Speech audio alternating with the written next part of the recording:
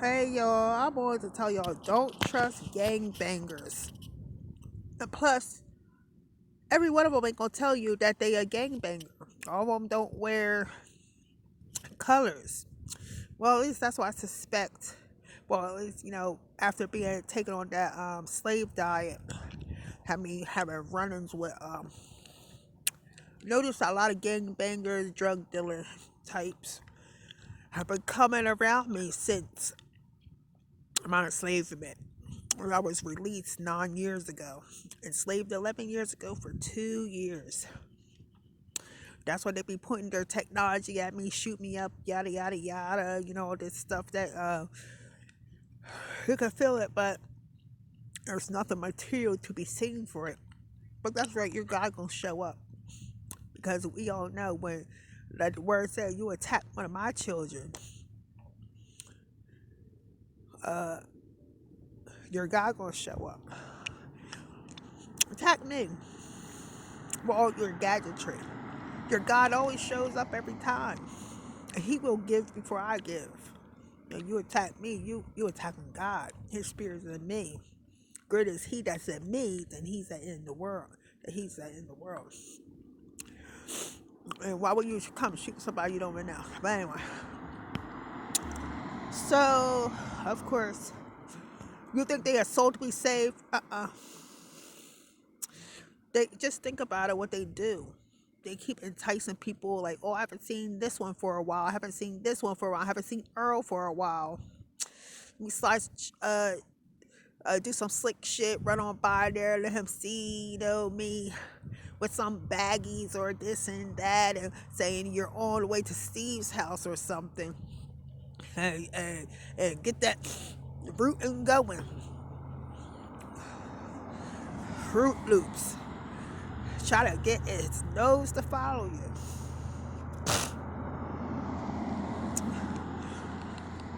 And so I'm just thinking, okay, I had somebody hold thousands of my dollars because Trenton gang bangers and stuff and gang members, drug dealers, some they were getting too close to my life. Street people. I'm a registered nurse. I'm not from the street.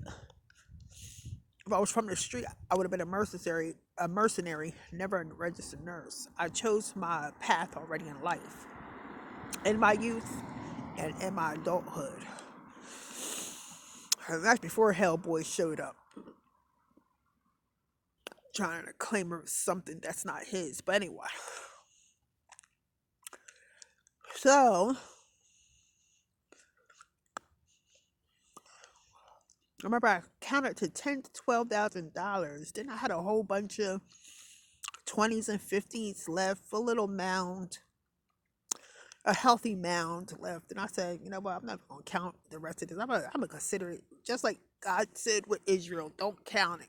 Because if you count it, I got brain damage anyway. It's like whatever. I don't have to worry about it. And if I can't trust somebody, let me find out once, never again. And so, to keep the street trash from stealing my money, busted in my apartment one day to get my money, since they be nosy in everybody's shit, and I was taking $400 out of the bank account every day, or most days, getting ready for my unemployment to start. To end, you know. And so you can say, oh, I ain't got no money, yada, yada, yada. And plus, I know I was going to go homeless again. I had to get out of the train. They were in my hair too much. And so, I'm no street hoe. I don't support street life. Ask Camden, I was there first. Anyway, after I got out of slavery, so I told the cousins I've never had a problem with in Cumberland County, could you hold this $1,000 for me? Yada, yada, yada, yada. He said, sure, no problem. Here. He said, keep the key. I said, no, I'm not going to take the key. You're not understanding. I fear for my life. These niggas keep trying to act like they're gonna school me to the fucking streets and stuff, and I'm about to wait. I'm about to push them all fucking back. I'm not having this. And if something happens to me, I'm gonna make sure that my money don't get in their fucking hands. Even if it cost me my life, I'm about to tell them suck a fucking dick or die doing it. Well, yeah, anyway. So, give them my money to hold.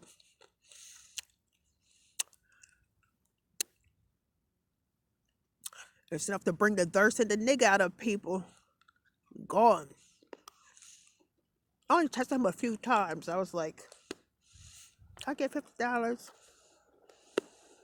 I get $200 right now. After I got gangbanged by the Williamstown, my road township cops all that Halloween, that one particular year, when I went to his house, I get 40, 50 more.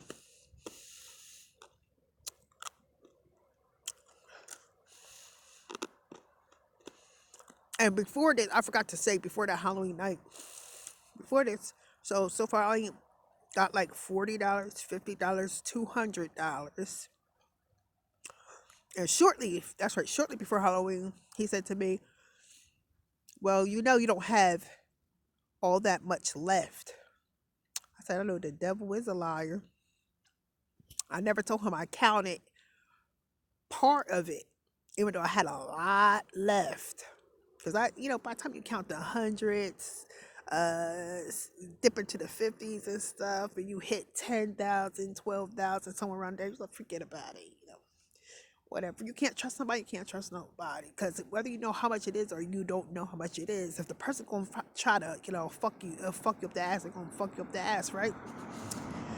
So I was like, what? And mind you, I always said that I was gonna take 2,000 of my money and go to ATL on a test run to ATL to see if it's a place I can live, because I was going to join, because I got kicked out of Philly by dates on the second day, but I was on some bullshit TIP. So I was going to try again, because I know what the spirit told me years ago when I seen them on TV for that one short moment while I was in severe pain. And so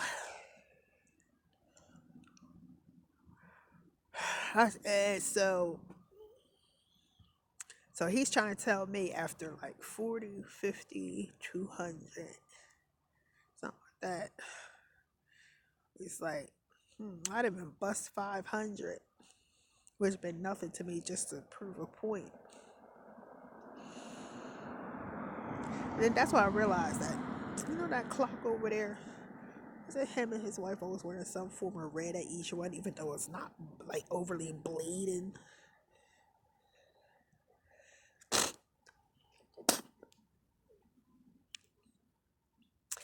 It was enough. I guess it was enough money to put the thirst on somebody. You stole somebody's homeless golden egg.